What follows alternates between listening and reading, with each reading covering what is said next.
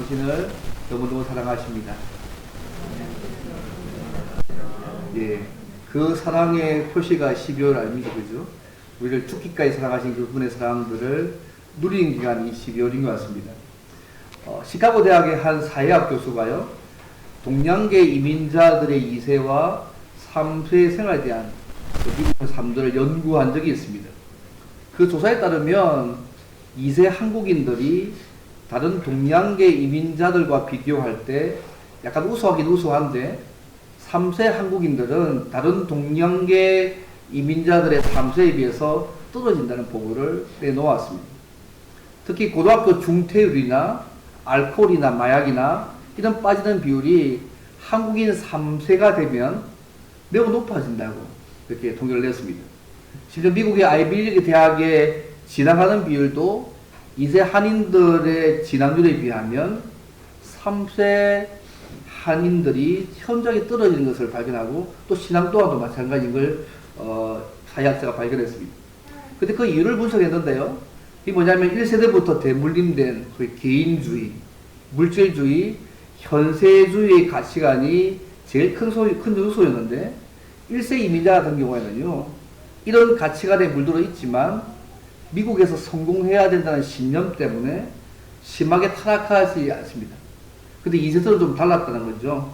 그들은 뛰어난 머리와 부모로부터 받은 재산, 좋은 교육 덕택에 많은 물질을 거머쥐고 어떻게 왕처럼 살 수 있어서 믿음이 비집고 들어갈 틈이 없었다고 진단했습니다. 그나마요, 1세들은 돈 벌기에 바빴잖아요. 그런데 2세들은 부모가 물려준 개인주의와 물질주의와 현세주의에 빠져가지고 소위 돈 쓰기만 바빴다고 합니다. 그나마 2세들은 1세의 부모의 눈치도 봤는데요. 3세로 가면 완전히 이런 가치관에 잠겨서 물질을 가지고 즐긴 것 외에는 아무런 삶의 목적을 찾지 않고 타락하는 모습들을 봤다는 것이 이 사회학자의 보고였습니다. 결국 조모와 부모의 모습이 자녀와 손주들에게 여러모로 전체적으로 신앙적으로 삶적으로 비친다는 말씀 아니겠습니까? 근데 오늘 본문의 말씀에도 비슷한 상황들을 볼 수 있습니다. 하나님을 쓰임받았던 기도원이요, 기도원의 삶의 후반과 사후에 일어난 모습을 볼 때에 인생에서 하나님이 빠진 부모와 지도자의 승리와 성공과 권력이 얼마나 위험한 건지를 오늘 본문이 말해주고 있습니다. 특히 오늘 말씀을 통해서 기도원의 말년과 그가 죽고 난 이후에 일어난 일들을 통해서 주시는 일을 통해서 함께 교훈들을 좀 생각해 보려고 합니다. 크게 두 가지인데요. 기도원의 말년과 사후이라는 일이 주는 교훈이 뭘까요? 첫째는요, 우리의 자녀에게, 영적 자녀에게 하나님의 구원과 하나님을 경외하는 법을 가르치고 보여야 한다는 것입니다. 하나님의 구원, 하나님을 경외하는 법을 가르칠 뿐만 아니라 본을 보여야 한다는 것이죠. 하나님의 은혜의 사람이고 역사의 통로였던 그 기도원이요, 말년에 잘 살지 못했습니다. 하나님의 거룩한 전쟁을 개인의 사사로운 전쟁으로 전락시키고요, 하나님이 받아야 될 그 영광들을 본인이 가르치어서 들으면서 영광을 받았습니다. 특별히 오늘 말씀은 전쟁 이후에 기도원의 말년의 가정사를 다룹니다. 그리고 그의 사후의 이야기를 다루어주고 있습니다. 이스라엘이 기도원 때문에 어떤 의미에서 40년간의 평온을 누렸습니다. 하나님이 쓰셨어요. 근데 기도원이요, 그 이후의 삶이 좀 이상합니다. 많은 아내를 가졌기 때문에 그의 몸에서 난 아들이 70명입니다. 그 당시에 많은 아내를 가졌다는 것은 뭐냐면 내가 그만큼 많은 돈을 가지고 있다. 동시에 정치적 힘을 과시하는 모습이었습니다. 또 아내만 있었던 게 아니고 첩도 두었습니다. 첩의 자식 중에 이름이 아비멜렉, 나의 아버지는 왕이라는 이름을 가진 아들이 있었습니다. 29절 37 말씀이지 않습니까? 기돈이 에봇을 만들어서 음란하게 행하게 한 문화도 있었고요. 제왕처럼 수많은 아내를 거느리고 첩을 통해 낳은 이 아들 낳은 이 행동 자체가요, 이스라엘 백성들에게 어두운 그림자 역할을 감당합니다. 기도원의 행위는 말로는 왕을 거절했지만 실제로 재앙처럼 행동하고 살았습니다. 어쨌든 그의 모습은 사람마다 자기 소견에 오른 대로 왕이 없기 때문에 행하는 사사시대의 특징적인 모습들을 그의 만연에 잘 보여주고 있습니다. 기도는요, 어떤 의미에서 만연의 삶은요, 하나님을 경외하는 본을 보여주지 못했습니다.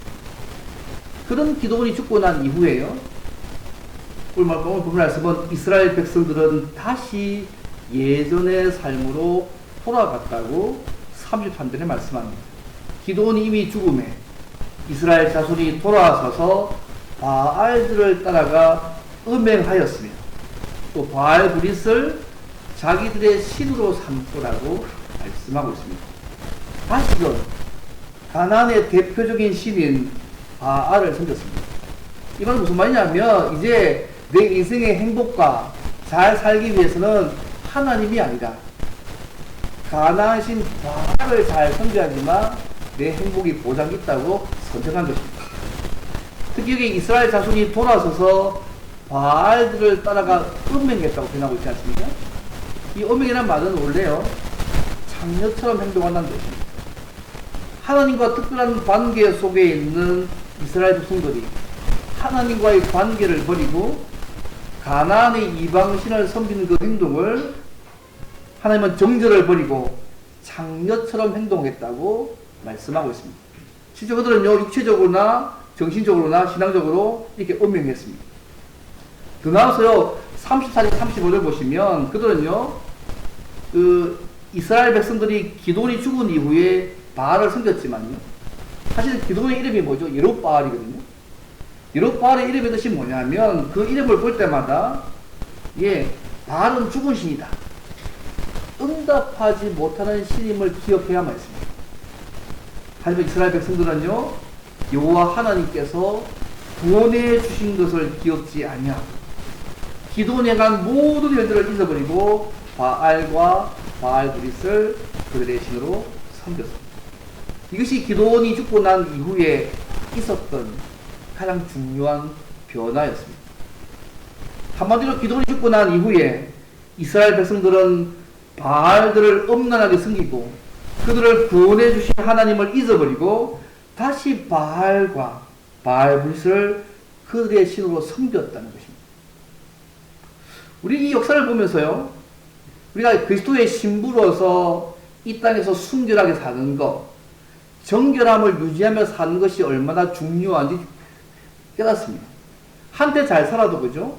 마지막 말년까지 끝까지 하나님 보시기에 그렇게 살아가는 것이 얼마나 중요한지도 사실은 볼 수 있습니다. 우리가 한때 잘 살 수 있습니다. 부때도 잘 살 수 있습니다. 그러나 마지막까지 주님 나라 갈 때까지 그분 앞에서 잘 살아가는 삶은 또 다른 삶의 모습입니다. 우리가 오늘날도 구원받아서 하나님의 자녀가 되고 우리가 주님의 신부가 된 자가요, 다른 헛된 우상들, 그 신을 따라간다면, 예를 들면 돈이 우리의 우상이 되어지고 세상에 속한 어떤 것들을 갖추는 것이 우리의 우상이 되었다면 어쩌면 오늘 본문의 말씀처럼요, 그리스도의 신부로서 음행하는 삶들을 살고 있는 것입니다. 왜 이러한 일들이 이스라엘 백성들에게도 반복적으로 나타날 수밖에 없을까요? 제가 좀 말 좀 빠르고 있습니까? 천천히.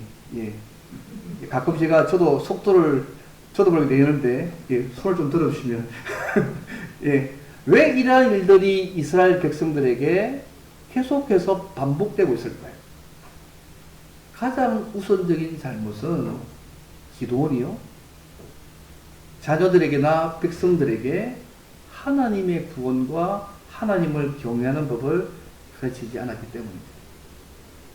그리고 본도 보여주지 못했기 때문에 그렇습니다. 기억나세요? 기드온이 미디안 연합군 13만 5천 명을 죽이고 그들의 왕인 세바와 살문을 죽고 난 이후에 돌아왔을 때 백성이 뭐라고 얘기합니까? 당신이 우리를 미디안의 손에서 구원하셨으니 당신과 당신의 아들과 당신의 손자가 우리를 다스려달라고. 그때 말했을 때 그는요, 수정해야 됐습니다. 너희들을 구원한 것은 하나님이시다, 내가 아니라. 그렇게 해야 되는데 그렇게 하지 않았습니다. 그리고 기도원이 그 땅이 40년 동안 평온했을 때요, 자녀들에게, 백성들에게 하나님의 구원과 하나님을 경외하는 법을 가르치지 않았던 것 같습니다. 잠시 한때가 아니라 40년 동안 평안한 그때 동안도 계속해서 그의 삶은요, 하나님의 구원도 하나님을 경외하는 법도 자녀들에게나 백성들에게 가르치거나 본을 보이지 못한 삶을 살았다는 것입니다. 어쨌든 기도는 삶의 기회들을, 그의 재력과 위치와 그의 가문과 물질들을 죄를 짓고 우상을 숭배하는 계기로 어쩌면 전락시켰습니다. 어떤 면에서 영적인 성공 이후의 삶을 잘 관리하지 못했습니다.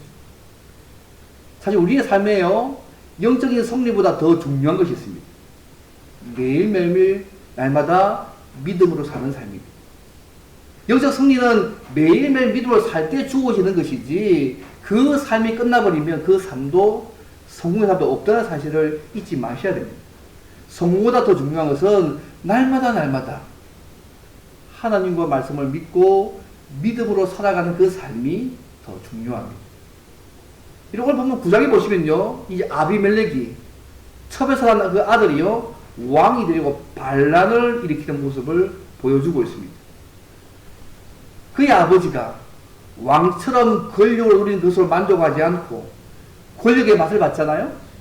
자기 자신이 왕이 되기를 원하고 있습니다. 소위 아버지의 범죄가 또 구체적으로 자식 때까지 이어져 가고 있는 모습을 보고 있습니다. 여러분, 이런 말 있지 않습니까? 자녀들은 부모의 말을 듣고 자라기보다 부모의 뒷모습, 그림자를 보고 배운다는 말이 늘 있지 않습니까?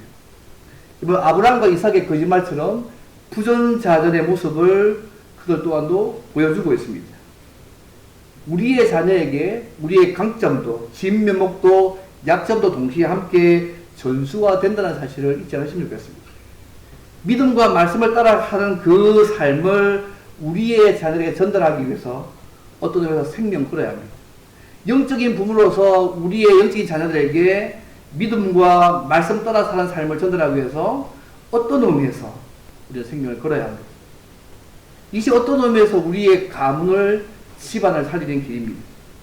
우리의 자녀가 좋은 직업을 가지고 안정된 삶을 사는 것이 중요한 것이 아닙니다. 하나님을 왕으로 모시고 사는 믿음의 개성이 이루어지면 어떤 의미에서 약속된 복은 우리의 삶의 제발로 끌어오게 되어 있습니다.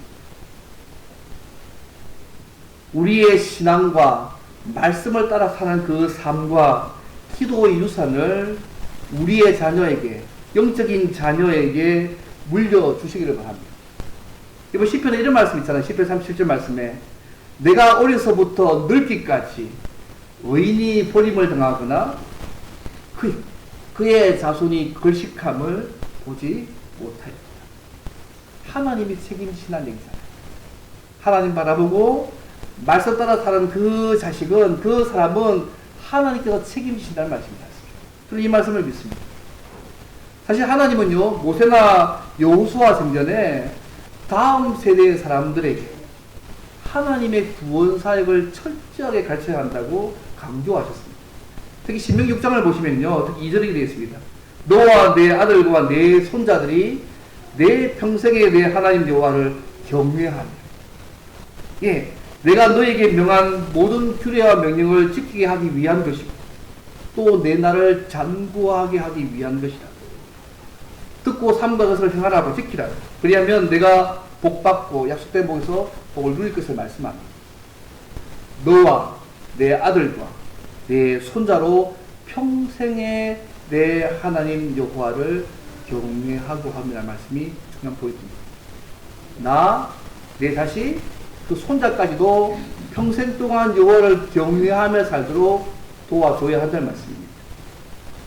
그래서 우리의 자녀들에게, 영적 자녀들에게 가르쳐야 할 가장 중요한 것은 어떤 면에서 하나님을 경외하는 법을 가르치는 것입니다. 하나님을 경외하는 것은 결국 하나님의 말씀 따라 지키며 살아가는 삶을 살게 하는 거 아니겠습니까? 여러분, 우리 기도 죽고 난 후의 모습 보십시오. 그의 말년의 모습과 그가 죽고 난 이후에 그의 자녀들과 그 이스라엘 전체라는 이 모습을 볼 때에 그는요, 이스라엘 백성들에게, 자녀들에게 하나님의 구원 사역과 그분을 경외하는 법을 올바로 가르치지도 않았고 그 사는 모습을 본을 보여주지도 않았다는 것을 보면서 알 수 있습니다. 우리가 이 역사를 보면서요, 우리 가정과 우리 교회에 맡겨주신 하나님의 영적인 자녀들이 하나님을 경외하며 살도록 하나님의 말씀을 잘 가르칠 뿐만 아니라 우리가 먼저 본을 보여야 한다는 것들을 오늘 말씀에서 알 수 있습니다. 올해인가요? 2024년 한국교회 탐구센터에서요, 전국에 있는 만 19세부터 59세까지 남녀 1000명을 대상했는데 그 1000명이 누구냐면요, 교회 출석 시기가 초등학교 이전.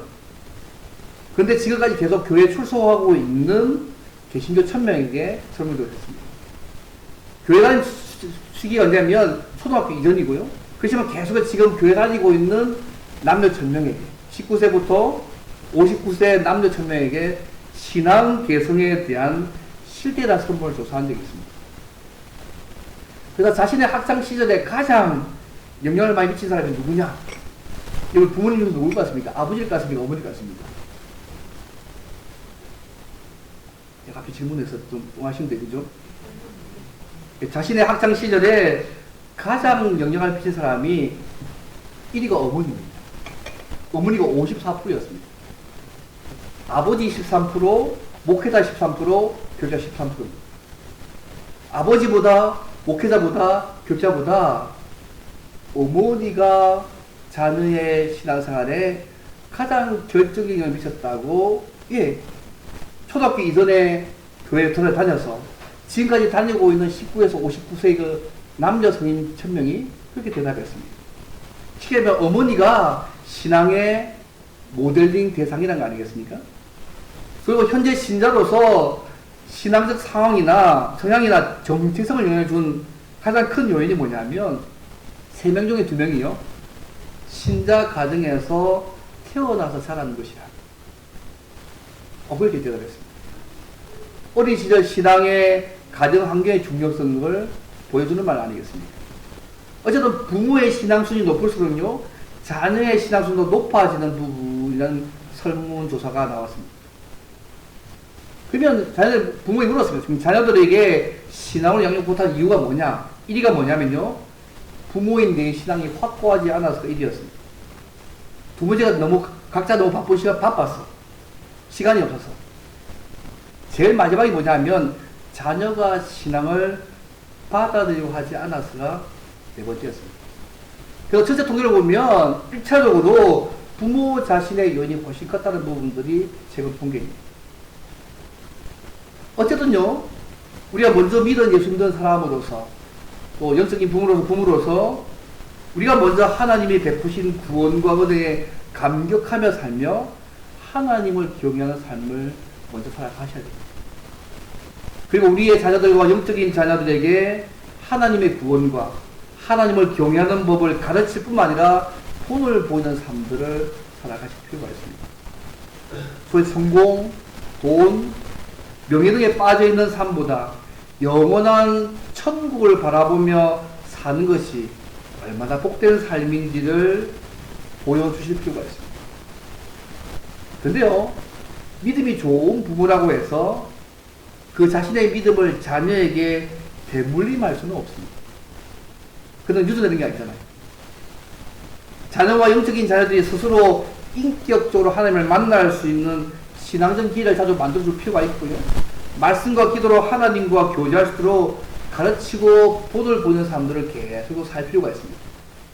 그런 과정을 포기하지 않고 계속 하다 보면 아마 저희 교회 성도님들은 아마 이 과정을 너무너무 많이 하시고 인내하면서 사시는 걸 알고 있습니다.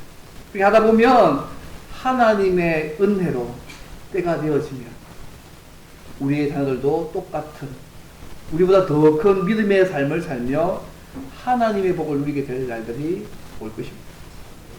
어쨌든 문과서 우리가 먼저 믿은 자로서, 그죠?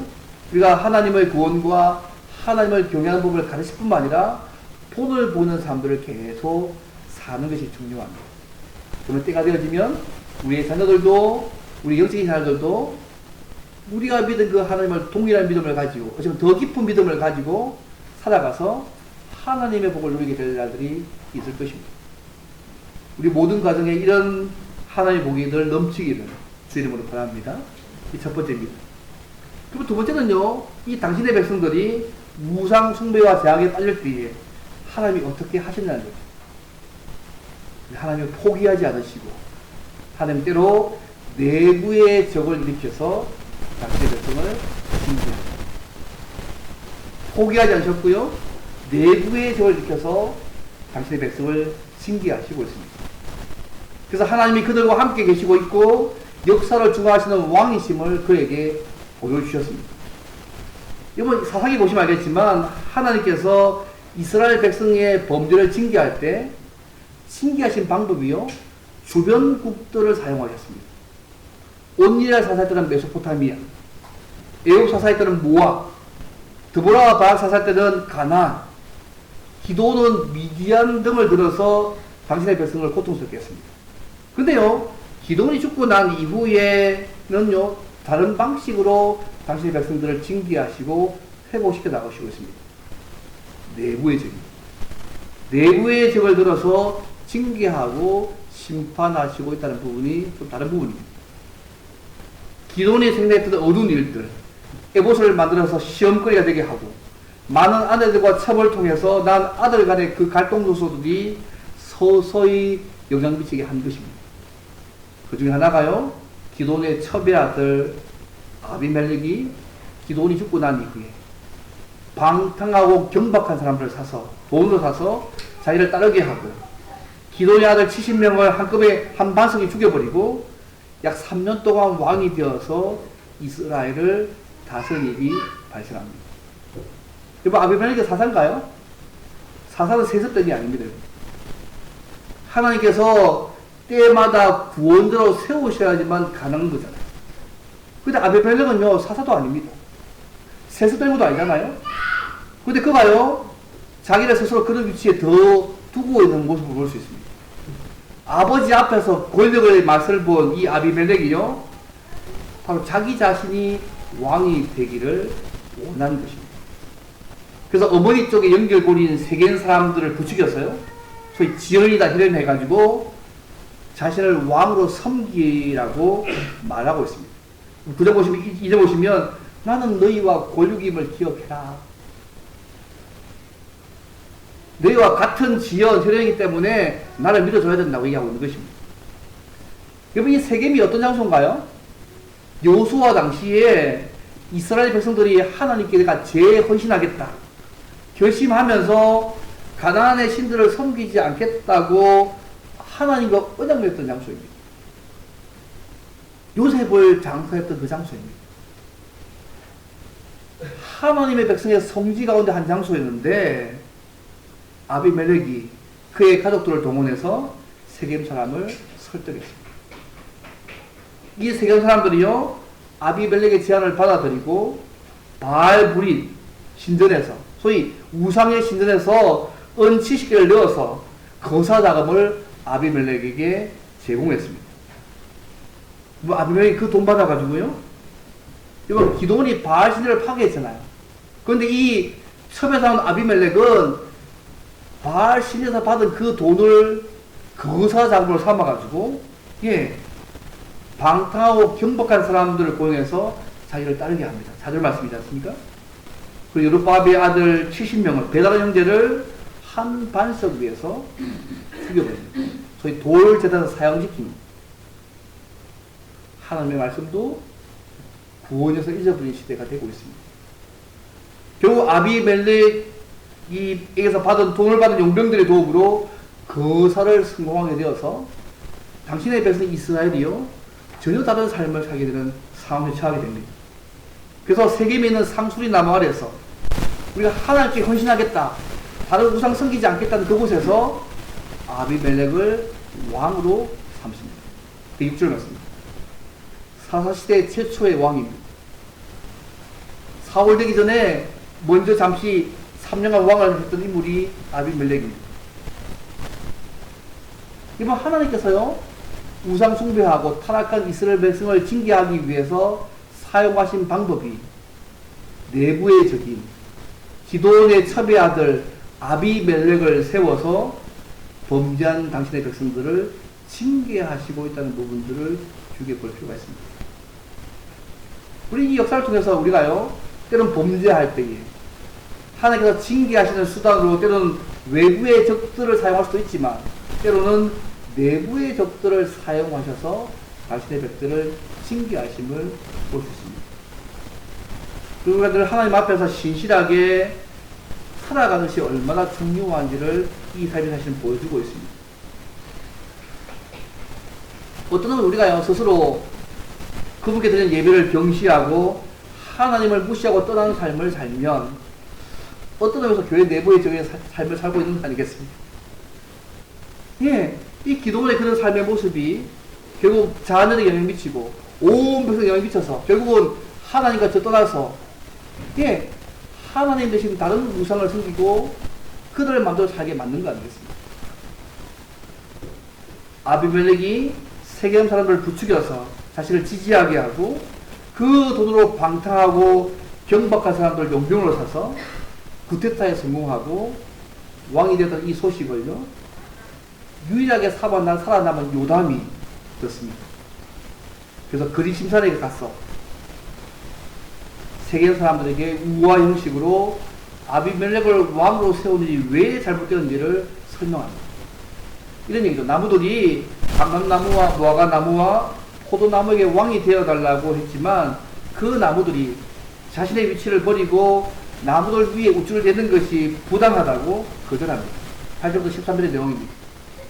그래서 나무들이 가시나무에게 왕이 되어달라고 합니다. 그때 가시나무 얘기합니다. 나에게 기름을 부어서 왕으로 삼으려면 자기 그늘에 피하라고 하면서 만약에 자기에게 피하지 않으면 불이 나와서 레바논의 백향목을 살 것이라고 말합니다. 14절 15절입니다. 요담이 이 우화를 통하여서요, 세겜 사람들이 아비멜렉을 왕으로 세운 일이 의로운 일이면 그로 말미암아 기뻐하겠지만 그렇지 않다면 아비멜렉에서 불이 나오고 세겜 사람과 밀로 사람들에게서 서로 불이 나와서 서로를 태우게 될 것이라고 예언합니다. 19절 20절 말씀입니다. 근데 이 예언이 언제 이루어지냐면요, 3년 뒤에 이루어집니다.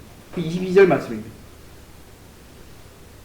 아비멜렉이 정군 잡아서 구테다로 정군 잡고 난 이후에 3년 동안은요, 세겜 사람들과 서로 유익을 주면서 잘 지냈습니다. 그런데요, 그 잘 지냄이 오래 가지 않았습니다. 하나님께서 요담의 우화에서 보여주신 것처럼 아비멜렉이나 세겜 사람들의 행동이 진실하지 않고 의롭지 않다고 보시고요, 그들 사이에 악한 영을 보내셨습니다. 불화의 영을 보내셨습니다. 왜요? 그들 사이를 갈라놓으셔서 그들의 죄에 대해서 심판하시기 위해서입니다. 여러분 23절 24절 말씀 보십시오. 하나님이 아비멜렉과 세겜 사람들 사이에 악한 영을 보내심에 세겜 사람들이 아비멜렉을 배반하였으니 이는 여롯바알의 아들 70명이 저지른 포악한 일을 갚되 그들을 죽여 피 흘린 죄를 그들의 형제 아비멜렉과 세겜 사람들에게 돌아가게 하심이라고 말씀하고 있습니다. 여러분, 하나님이 사용하시는 방법이요, 스스로 불화를 해서 심판하게 만들어 가십니다. 가끔 하나님이 사용하시는 방법 중에 하나입니다. 아비멜렉과 그의 구테타를 도왔던 세겜 사람들이 계속해서 권력을 유지하는 것처럼 보였지만 하나님께서 역사의 운명을 주장하고 계셨습니다. 당신의 백성을 포기하지 않고 하나님이 주장하고 계심을 보여주고 있습니다. 이 악한 영이요, 세겜 사람들과 아비멜렉 사이에 서로 갈등하게 만들었고요, 세겜 사람들은 이 가알의 인도 아래 아비멜렉과 똑같은 방식으로 반역을 일으킵니다. 그리고 아비멜렉이 그 반역을 진압하게 합니다. 그것이 34절부터 45절까지 내용들입니다. 하나님께서 먼저 아비멜렉으로 하여금 세겜 사람들을 무차별로 죽이게 만들고요, 그 성을 헐고 소금 뿌려서 영원히 쓸모없는 땅이 되게 만드는 초토화시키는 일들을 45절까지 합니다. 이 소식을 듣는 세드릭 망대의 사람들이요, 가장 안전한 곳으로 생각되는 소위 엘브럽 신전의 부두, 소위 바알의 아버지 엘의 신전의 방에 숨었는데요, 불질러서 남의 청년을 죽여버립니다.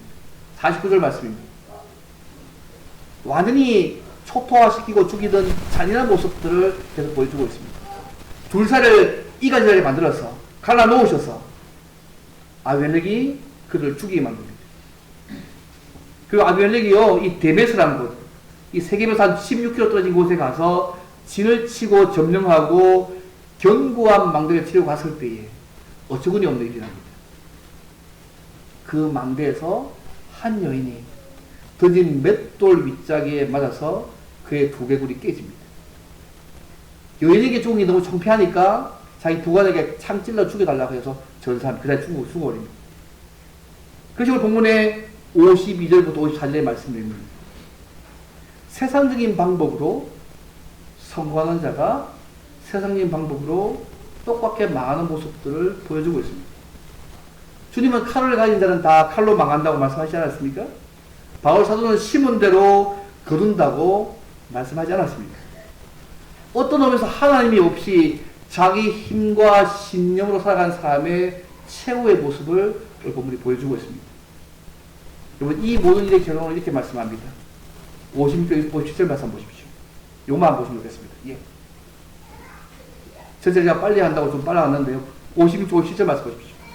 아비멜렉이 그의 형제 70명을 죽여 자기 아버지가 행한 악행을 하나님이 이같이 갚으셨고, 또 세계의 사람들의 모든 악행을 하나님이 그들의 머리에 갚으셨으니 이롯바알의 아들 요담의 저주가 그들에게 응하니라고 말씀하고 있습니다. 아비멜렉 사건의 결론이 이렇게 되고 있습니다. 그 행동이 하나님 보시기에 선하고 옳은 행동이 아니었다는 것입니다. 그래서 하나님께서 아비멜렉과 세겜 사람들의 행동을 벌하심으로 여전히 하나님이 그들을 포기하지 않고 여전히 자기 백성들과 함께 하신다는 그 사실들을 그들에게 증명해 주셨습니다. 그래서 사사 기도원의 잘못된 행동에 대해서 책임을 물으신 것입니다. 특히 하나님 이 사건을 통해서요, 기도원 이후에 바알을 따라서 음행했고 바알 불스를 자신의 신으로 삼은 이스라엘을 징계하기 위해서 내부의적인 아비멜렉을 사용하셨음을 보여주셨습니다. 우리가 하나님 앞에 늘 어렵고 그 앞에 살아가는 중요함을 다시 보여주는 말씀입니다. 어떤 목사님 이런 얘기를 하시더라고요. 하나님과의 관계를 바르게 세우고 유지하는 방법 내가 5가지 라는데요. 좀 괜찮은 것 같아요. 첫째는 뭐냐면 자신의 신앙 지수를 매일 체크해보라는 거죠. 내 몸의 건강을 체크하듯이 내가 말씀을 묵상하고 기도하고 봉사하고 예배드리고 전도하는 삶을 매일 체크하는 게 첫 번째였습니다. 두 번째는요, 하나님과의 꾸준한 관계를 위해서 말씀과 기도에 충실하는 게 두 번째였습니다. 세 번째는요, 타성을 깨려는 몸부림이 필요하다고 얘기하더라고요. 그래서 가끔 2, 3년에 한 번 정도는 감당하기 어려운 영적인 목표를 한번 도전해보라고 얘기하더라고요. 네 번째는 주님께 집중하기 위해서 모든 것을 때로는 내려놓을 필요가 있다. 네 번째는. 다섯 번째는 낮아지는 삶을 통해서 주님과의 관계를 심화하라고 얘기합니다. 그래서 휴가 때 성교지를 방문한다든지 뭐 그런 부분들 해서 자꾸 이런 부분을 해서 자꾸 믿음의 영역들을 점점 내면화시키고 외면화시키는 작업들을 하라는 얘기를 들은 적이 있습니다. 좋은 방법이라고 생각합니다. 사랑하는 성도 여러분, 이 말씀을 맺겠습니다. 외적 성공이 하나님 앞에서의 복의 증거가 아니고 저주일 수도 있다는 것을 잊지 않으시면 좋겠습니다. 세상적인 방법이 빠르고 좋아 보여도 하나님의 기준과 방법으로 살아가실 필요가 있습니다. 우리의 꿈과 소원을 이루는 것보다 더 중요한 것은 하나님이 원하시는 삶을 사는 것입니다. 하나님을 경외하지 않고 무시하는 사는 삶, 어떤 의미에서 교회 내부의 적의 삶을 살고 있는 것입니다. 하나님을 모르는 악한 자들이 잘 되는 것처럼 보일 때 여러분 갈등하지 마십시오. 모든 행동을 보시고 선악간에 심판하시는 하나님을 믿고 그분 앞에서 진실하게 말씀 따라서 의롭게 살아가시기를 바랍니다. 그리고 그분께 돌려야 될 영광과 위치를 당연하게 마땅히 드리는 사람들을 늘 살아가시면 좋겠습니다. 성공이나 돈이나 명예 등에 빠지는 삶보다 영원한 하나님 나라를 바라보며 사는 것이, 하나님과 함께하는 그 삶이 얼마나 복된 삶인지를 우리의 말과 삶에서 보여주시며 살면 좋겠습니다. 우리의 자녀에게, 영적 자녀에게 하나님의 구원과 하나님을 경외하는 법을 가르치고 계속 본을 보여주는 삶들을 살아가시길 바랍니다. 그래서 세상이 주는 보장이 아니라 하나님의 보장을 믿고 두려워하지 않고 말씀 따라 성령의 도우심으로 순종하는 삶들을 살아가시면 좋겠습니다. 그리고 우리가 대림절과 성타절이 있는 12월에 왕신 하나님께서 이 땅에 오셨습니다. 왜요? 우리를 포기하지 않으신 거잖아요. 임마누엘 오시지 않습니까? 우리와 함께 되기 위해서 하나님 그분이 이 땅에 오셔서 십자가에 돌기 위해서 속박해서 죽으셨습니다. 우리 장모님이 보니까 그 찬양을 올리셨던데요. 이 땅에서 하나님의 자녀로 명예를 지켜가면서 깊어진 삶을 왕이신 주님께 드리는 삶이 됩니다. 그럼 여전히 우리의 삶 속에 왕이 되기를 원하십니다. 우리가 그 왕 되신 그분 앞에 마땅히 그려야 될 삶들을 특별히 이 10월, 12월에 그 살기를 원하십니다. 예수 안에서 성령으로 날마다 우리와 함께 계시는 임마누엘 주님을 늘 왕으로 모시면서 그분을 경외하고 그분의 말씀을 따라 살면서 주님의 뜻을 이루어가는 저와 여러분 되시기를 주님 바랍니다. 이제 함께 기도하면 좋겠습니다. 하나님, 우리가 예수 믿게 하셔서 우리 안에 성령으로 임재하셔서 날마다 왕이신 그분과 살게 하심을 감사합니다. 마땅히 그분께 드릴 왕의 영광들을 드리며 살게 도우시고 성령 하나님의 도우심을 받아서 그분의 말씀에 순종하고 그분의 뜻을 이루어가는 삶들을 잘 살아가는 우리의 삶이 될 수